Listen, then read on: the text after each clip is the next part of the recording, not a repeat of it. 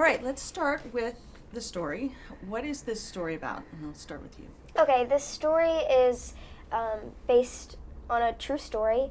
Obviously, it's set in London in the 1970s, and it's about a single mother and her 4 kids, and they're just kind of going through a rough time.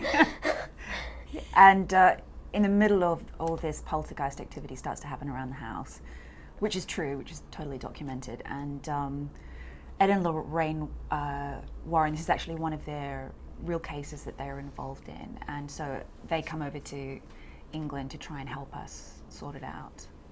Yeah. And so tell us a little bit about your characters then. I play Peggy Hodgson, and I'm the single mother of Hodgson family. And I have 4 children, and I'm in the middle of, I guess, my daughter, Janet. My daughter Janet is going through a tough time too, and our relationship is quite fraught. And then all these activities start to happen around Janet.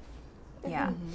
And Janet, in the beginning of the film, she just her father just left her family, so she's just kind of already down and grieving, and she I guess like a hole needs to be filled with her and her family, and then these weird things start happening, and she doesn't know where to turn to, and she just really bottles all of that up. And I think because of the emotional state that we're all in, we're open to like these kind of entities coming into the house and finding a place to live because we're in such a bad way. Yeah, so it's kind of a slightly parasitic kind of relationship. Yeah. Had you seen the first film, The Conjuring, before Yeah. you were brought onto Yeah, this? we both saw it. So you did. And so in telling this story,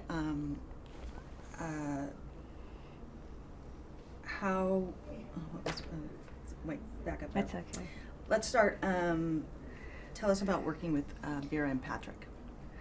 I mean, they're just such lovely people, and so relaxed, and They're so down to earth. yeah. You know, it's really great when you're on a set with amazing people, not only talented, but also just great humans, you know? Yeah, just fun people to be with, and I guess because they're in the first one, they kind of know the genre and they know the way the set works, and it was kind of great for them to kind of take the lead and be a part of that. They're great, and they're great actors too, so it's so easy to act with them. That's great. And how is James as a director? Pretty good. He's amazing. I mean, honestly, he's a perfectionist, and I think that's why his films come out unbelievable, you know?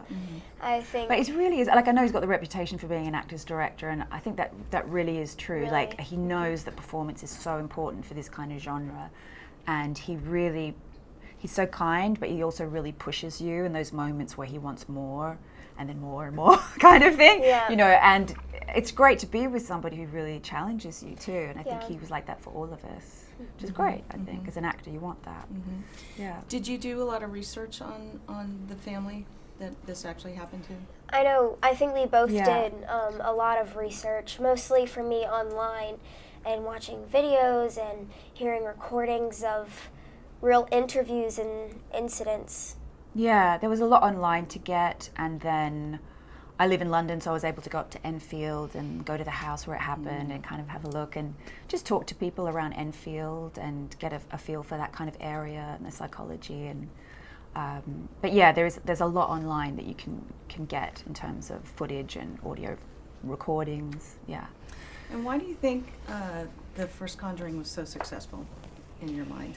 I think because the same with the second one, I think Mr. James really tells a story. You have the romance between Ed and Lorraine, you have the family bond, you have the internal struggles and emotional arc of each character. It's not just jam-packed with scary, scary, scary. You know what I mean? It also tells a beautiful story.